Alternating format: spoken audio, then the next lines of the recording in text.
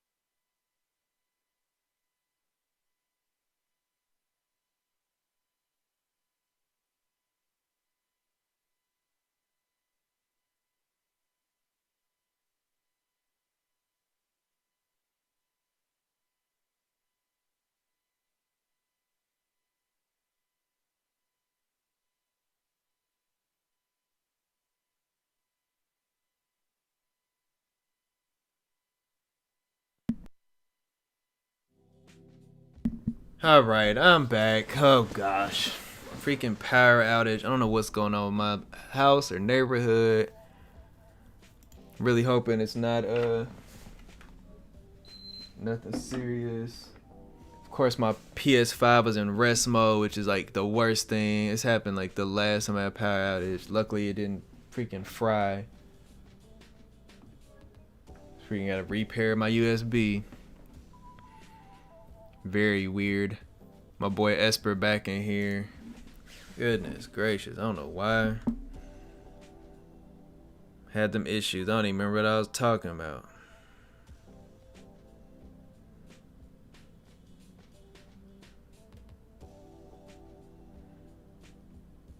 Goodness gracious. Hopefully people come back.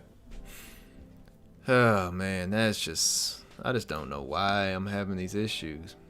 Or why our house is having these issues. Game Pass, yeah, we talking about Game Pass. So, I mean, I think Game Pass is a good deal. The question, I guess the question to me is, does Game Pass mess the value of games up, though? Like, I'm about to, you know what, I'm about to have to turn this sumbitch off. Does Game Pass mess up the value of video games? Because people, you know, some people aren't willing to spend $60 just on a whim. Some people aren't willing to spend $70 on a whim, whatever. Which is understandable. Like I've said before, you gotta speak with your wallet. You know. But when people expect stuff on demand, it kind of just changes. It just changes the mindset of people. and like what people expect out of video games. Like people want the biggest games, but also people want stuff to be damn near free sometimes. And it seems like there's a split from what I've seen online between people wanting things to be full value, big ass, like I talked to Esper about like a Skyrim type situation, or some people want shorter games like a Guardians of the Galaxy that's 20 hours, you get in, you get out. And I'm on the side of wanting both. I mean, more so when you're a parent like me, and I as much as I can play the game, it is easier to have games that I know I can finish and I don't feel like it's a job. Especially when it's not something like a online game, I guess. Like, since I do play stuff like Destiny and things like that.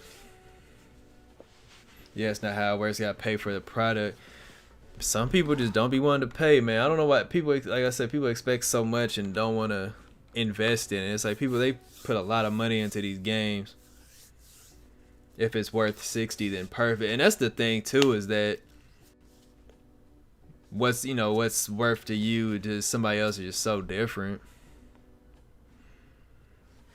which is good and bad. I mean, to me, I bought a lot of games day one that I probably shouldn't have.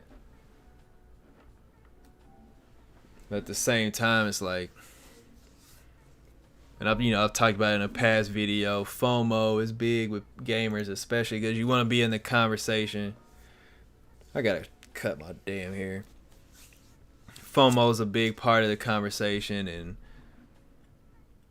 really just wanting to be there and not feeling like you behind and everybody. And some people just don't have the time at all to be worried about keeping up with the Joneses, if you want to say it that way.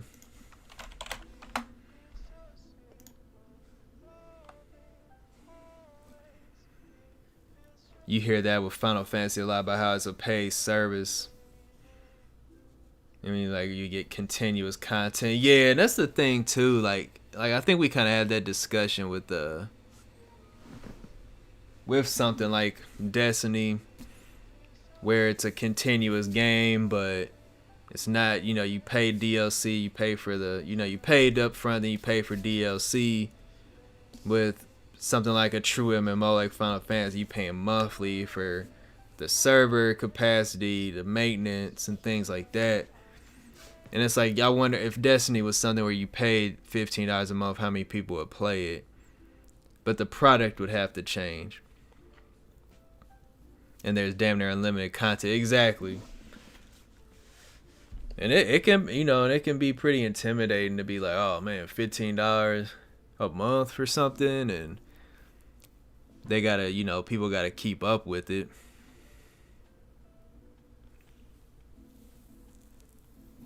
To me, personally, it's all about, and sometimes I'm like, man, am I too damn neutral? But it's all about like just what you want.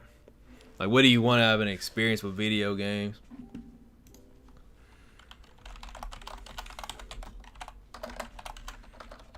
Because you get like and a lot of stuff is so dependent on familiarity. And you think about something like Nintendo games, like a Mario game, like 9 times out of 10 a Mario game is gonna be quality, and we've had that expectation for like 40, damn near 40 years at this point or whatever. So it's just like, but you get something like a new game, like we're saying with like Sifu, where people aren't sure exactly who made the game, exactly what the game's about, and people are like, oh, I don't know, I'm gonna take my time, get into it, which is fine. But I feel like, and it's kind of like, you think about like McDonald's, like people are just so used to McDonald's.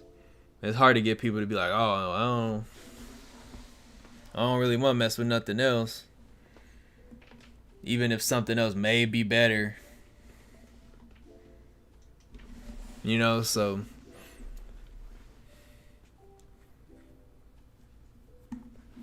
but I'm also the type of gamer that wants to play so many different things and wants to try new stuff. And I feel like some people get in like their comfort zone, and but we also see that there's a lot of people that only play something like Madden every year and Call of Duty, stuff like that. And that's like the majority of people that play video games, damn near, like number wise. Or i.e. like a Mario Kart. Like how many people like only play Mario Kart or like Animal Crossing? A lot of people just aren't gonna play the next God of War, or just not gonna play Tomb Raider or something like. And it seems weird to me because that's what the type of stuff I want to play, but same, you itch for new stuff because you feel like you played almost everything. You also know what I do and don't like. Yeah, I would say sometimes I feel like we know what we like, but at the same time, it's like we kind of don't know what we want at the same time. I feel like that kind of happened with even with like God of War, like getting rebooted or whatever you want to say. Like people weren't expecting that kind of change for God of War. And I feel like now I'm seeing a lot more negative about God of War after like the initial, like everybody's happy about it. I like it. I only played it once. Maybe I wouldn't like it as much now. I don't know. But I saw somebody on Twitter saying that was like the worst game they've ever played. And I'm just like, okay. Like I couldn't tell if like they're trying to be like hot take or if they're just like for real. But you know, that's their opinion. To me, saying God of War 2018 is like one of the worst games you've ever played, it sounds crazy, but what kind of games does that person like? Again, jumping in Final Fantasy have been different, but best experience. Looking forward to RPG familiarity. From a previous film major, them having a never cutting camera in a video games revolution people sleep on. And I felt like people at the time, like I thought it was pretty cool. Like I think it kind of was one of those things that I don't know how to describe. I think it is underappreciated, but at the same time, I guess it goes back into like what do people care about in a game? Like is that like how much did that make people feel more immersed in the experience and stuff like that? To me, it was cool. It's something that I hope. I mean, I don't think anybody else has really tried it since. I don't think so.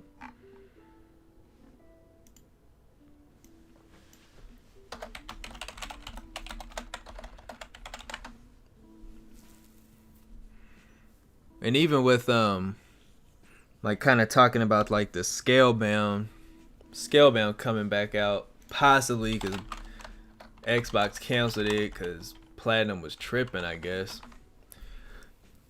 Where is it at? VGC article.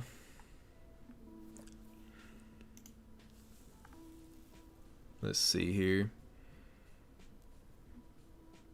Even the semi-open world is something that they brought back and made it work. And that's something I do know I like is like semi-open worlds. I definitely know that because, and at least in God of War, I liked it a lot. Like having that, if a game is able to hide from me the, what am I trying to say, the linearity, I guess, then that's good. Because people kind of complain about that with like Final Fantasy 13, like how linear that was, but so many Final Fantasy games are like that in general. So it was a weird discussion that game had.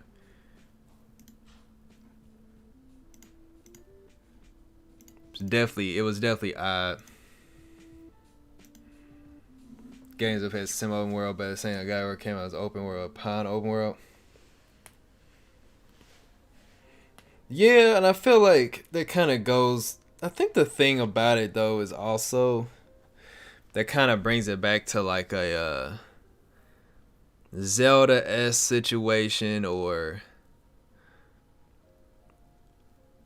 I'm trying to think of other games kind of in that ilk, but just like that sense of being able to go and find new things and not feeling like you're just going to A and B even though you really are. The linear game experience of being slept on and you miss it. I think that was kind of evident with Guardians of the Galaxy. It seemed like people either like that played it really liked it, and then people that were just like that stepped and played it like But I feel like that was like the kind of game I really wanted at the time.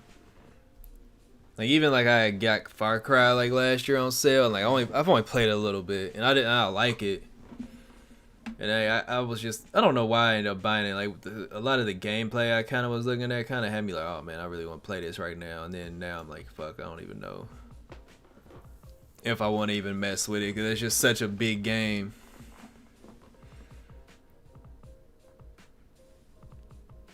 And it's like, once again, it's so many games that come out. There's just no way for people to play everything. Like as much as somebody can say they didn't play everything, there's just no way. There's games that like people like Christio would be like, I've played this or something. The other day it was like, what was it? Don't Starve, I think it is, where it's like a survival game. Which I'm not a big survival game person, but I was like, what the hell is this? Like, you know what I'm saying? But there's people that play just so many different things, especially on PC. Especially on PC. Damn, I forgot Lost Ark came out today. I need to check that out. But another MMO that just no way. But what were we talking about? Platinum. Platinum says it wants to talk about Xbox, about Scalebound, and Phil Spencer says, let's do it. Sure, Phil. Action RPG originally planned as an exclusive in 2017 for Xbox, but the game was canceled. Speaking in a new interview with IGN Japan, Platinum's president Asushi Inaba and vice president Hideki Kamiya. Jesus Christ, I fucked that up. Wife's gonna kill me. I just said all that in one sentence. Kamiya has always wanted to do Scalebound, so we'd like to have a proper discussion with Microsoft. We did a lot of work on it. It's no use Microsoft keeping the game in its current forms. We'd like to do something about it. Phil, let's do it together. In a video on the cutscenes channel, Kami explained Scalebound came to be and why it was eventually scrapped.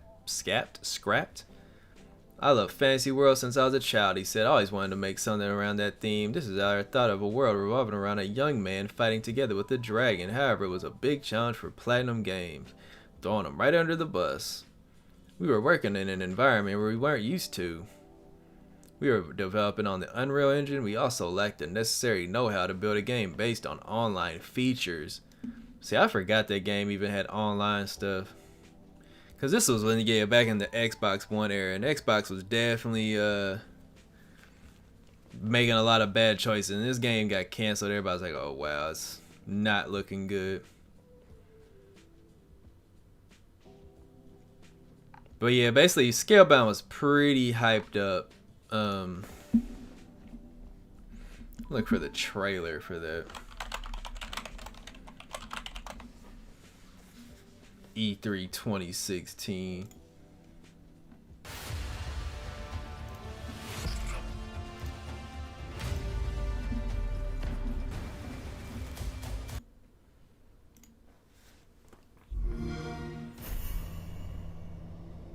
But I know I was hyped.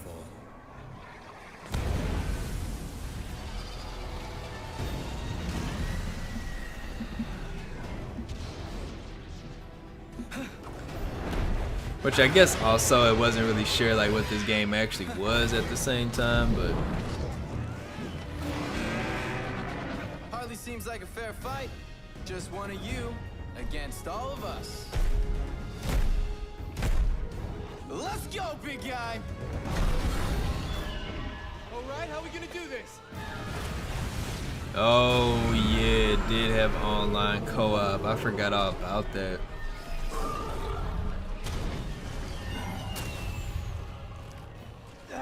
Too far from my bow. It's getting close. I don't even remember if I actually watched this. I probably did watch this trailer. It's been so long. Okay, let's drop some bombs in this thing. This is definitely the like type of game if they tried to come back and put this on Game Pass would probably be crazy.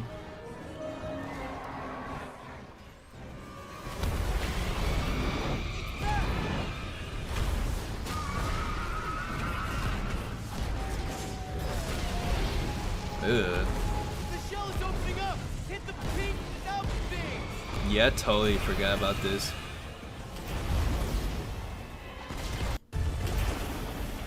skipping through.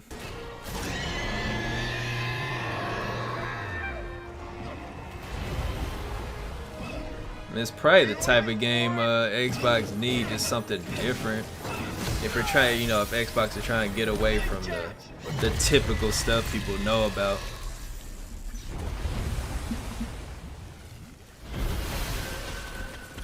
But yeah, point being, Scalebound was supposed to be something, and now they're trying to say maybe, but I doubt it. I mean, even if Phil's saying yeah, Xbox, I mean, Xbox, I mean, I take that back. Xbox needs a lot of games though, so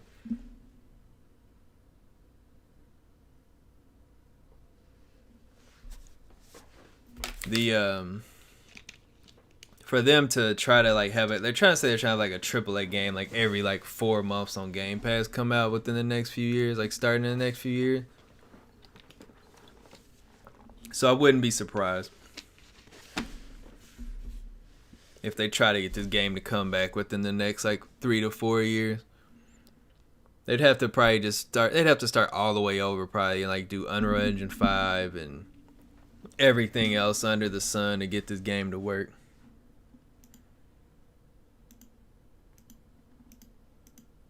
But really jump into predictions for the Direct. I don't know if anybody has Nintendo Direct predictions. Let's see here. What games are confirmed for Nintendo this year, which is actually a lot. There's actually a lot of stuff coming out, depending on who you are and how much you care.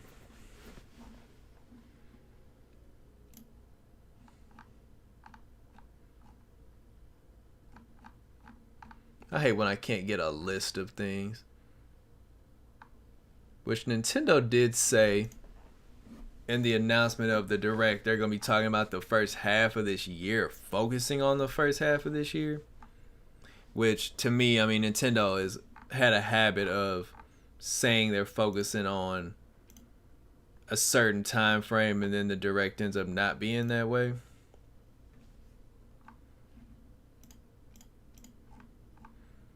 See the tweet from Nintendo of America. Tune in February 9th at 2 p.m. Pacific time, 5 p.m. Eastern.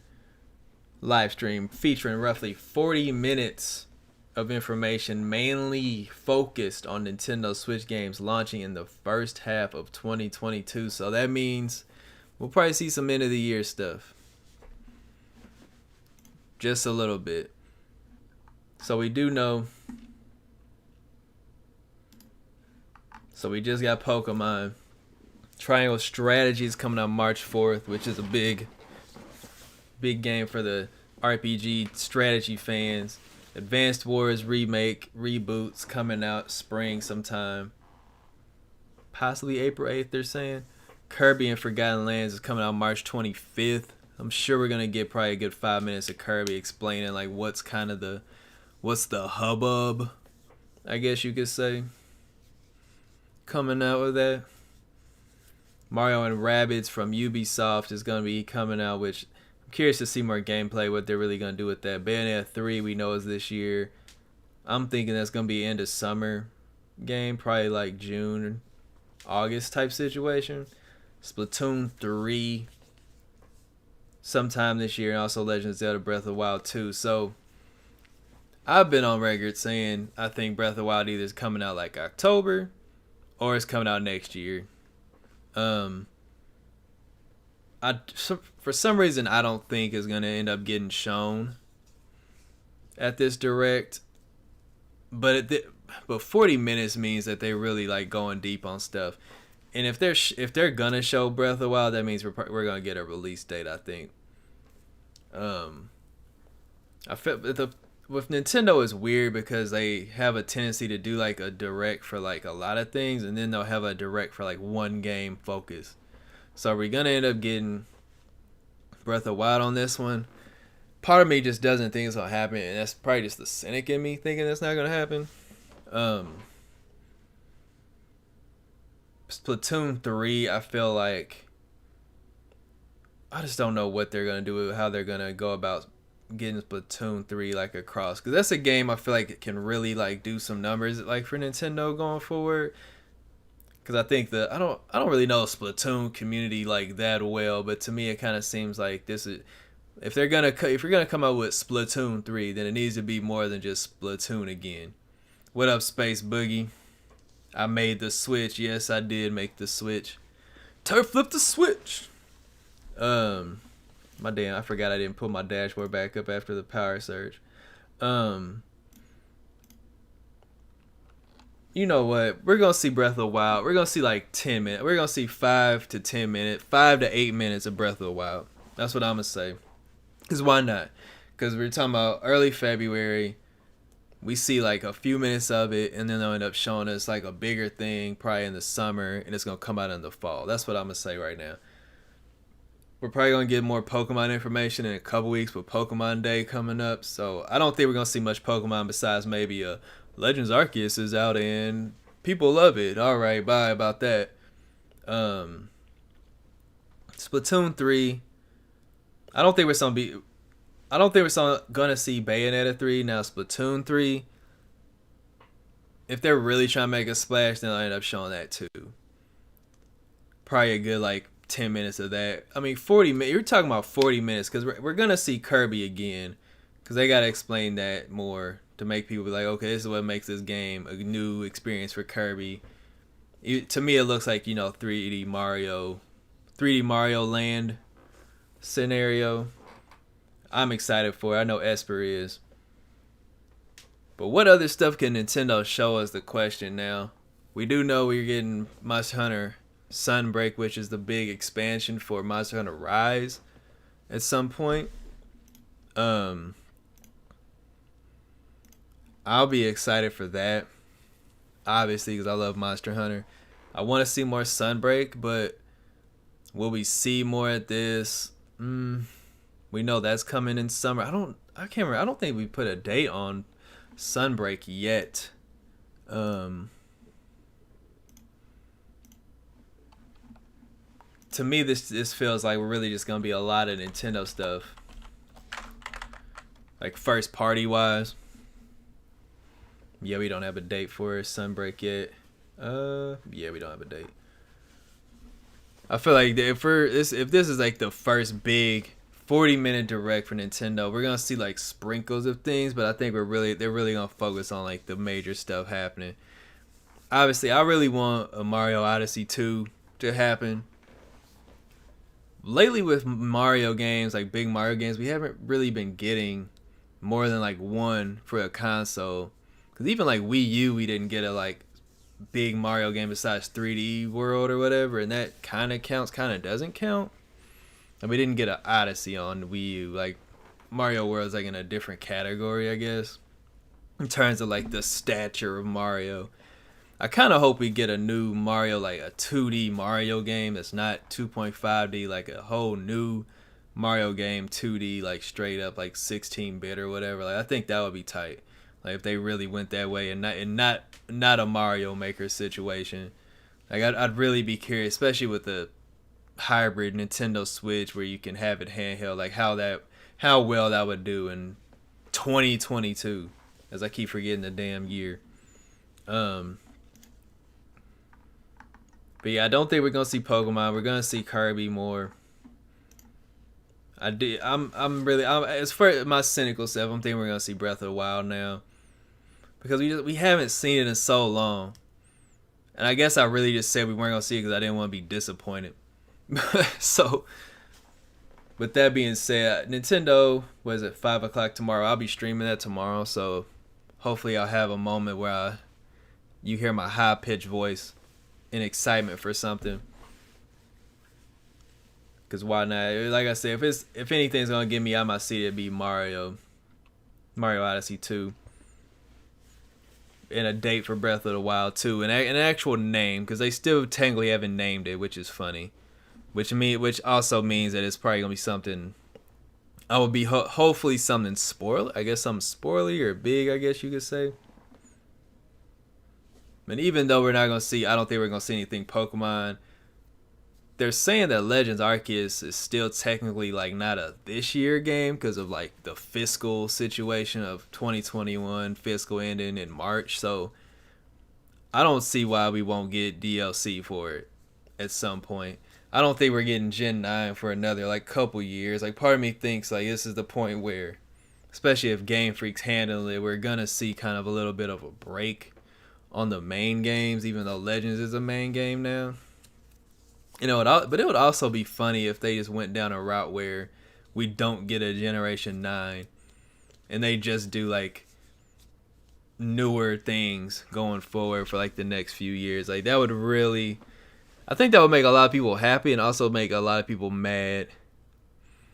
But I feel like the more casual consumer Pokemon, they would make us more happy.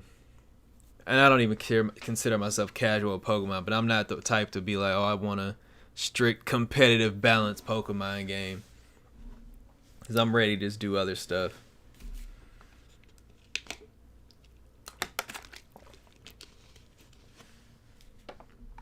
I feel like there was something else I saw that was of slight interest besides Battlefield 2042 basically being dead. No one cares about that. Oh yeah, the big one. Grand Theft Auto 6 getting announced. That's what it was, guys. How many people care Grand Theft Auto 6 is happening, even though they didn't necessarily say Grand Theft Auto 6? Where is that tweet?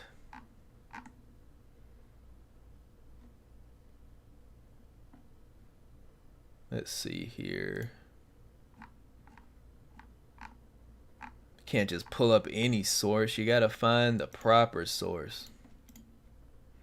Because the fact that Rockstar announced that Grand Theft Auto 6 is even happening just in like a basic like tweet, like blog post is hilarious. We do know the Grand Theft Auto 5 like next gen update is coming out in March. So another 1 trillion copies will be sold. Where the heck is that tweet at?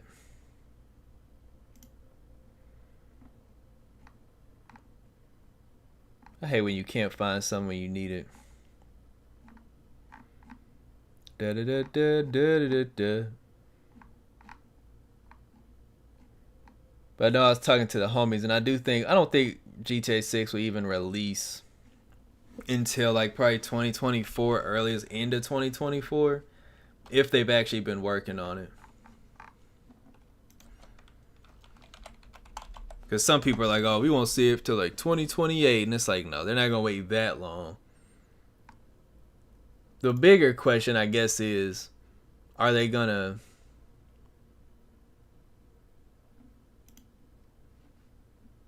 How long are they going to keep GTA Online going the way it is? And are we going to see like an upgrade to the system that GTA Online runs on? Because it's running on freaking 2012, 2013, like not hardware, but infrastructure.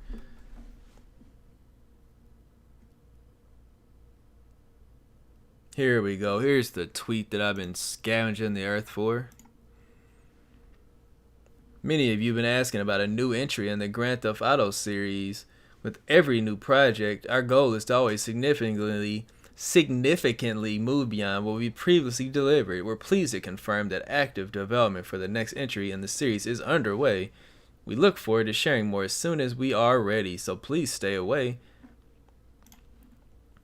I said stay away. Stay tuned to the Rockstar Newswire for official details.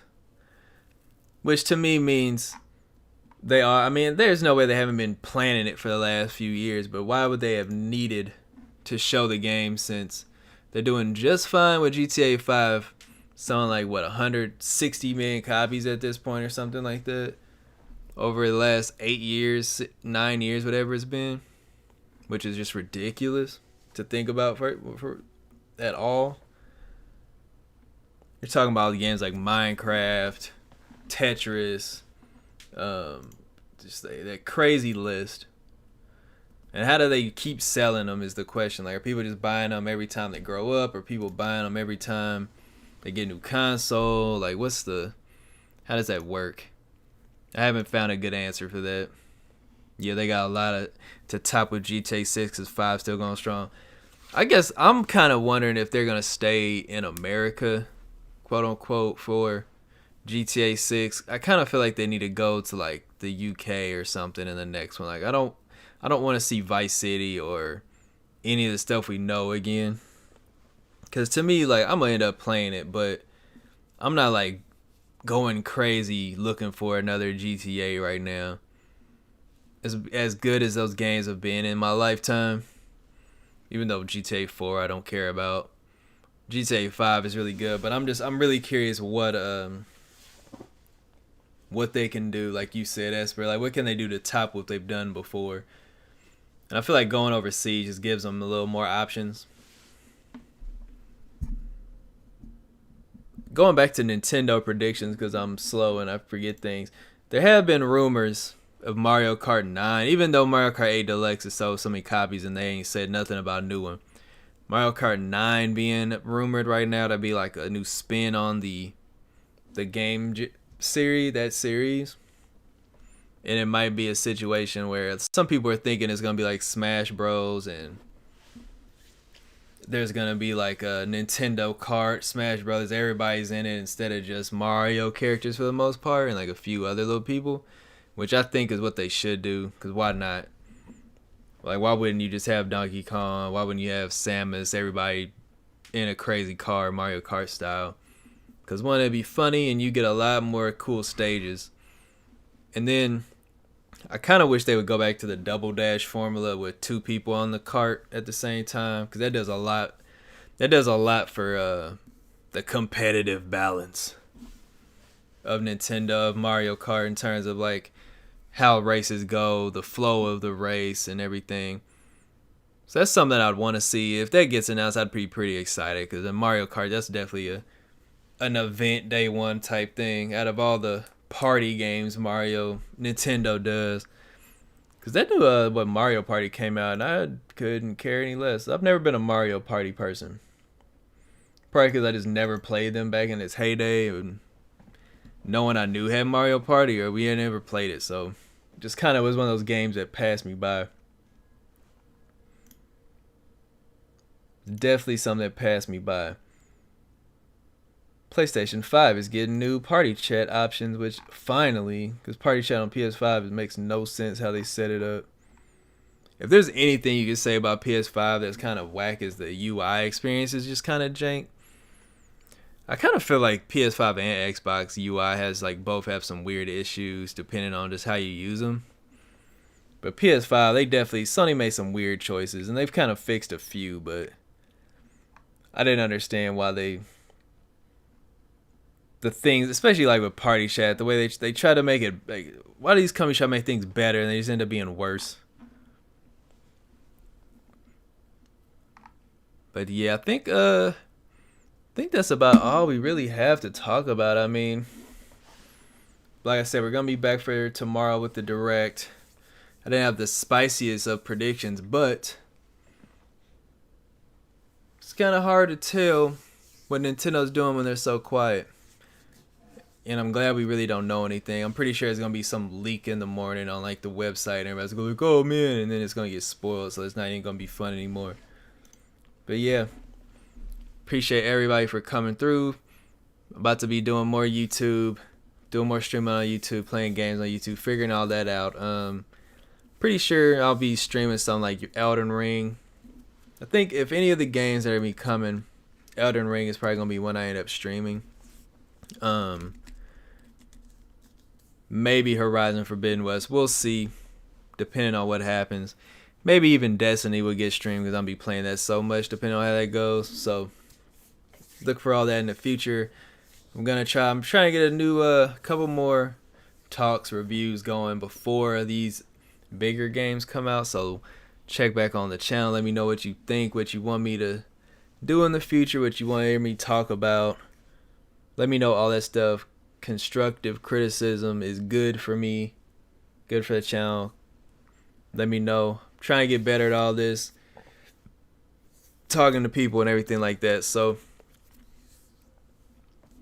Plus, me and my boy Esper got to talk about Legends Arceus, but I do have my review up of that if you want to check that out, guys. We're gonna be talking to Esper about most of all the bigger parts of Legends Arceus, not just a confined talk. It's gonna be more broad, so more detailed, I guess. So let me know. We'll check with J Esper TV on YouTube. I'm trying to get him to talk about JRPG stuff. You want to listen to me? Now my throat's getting froggy. So, on that note, peace, everybody.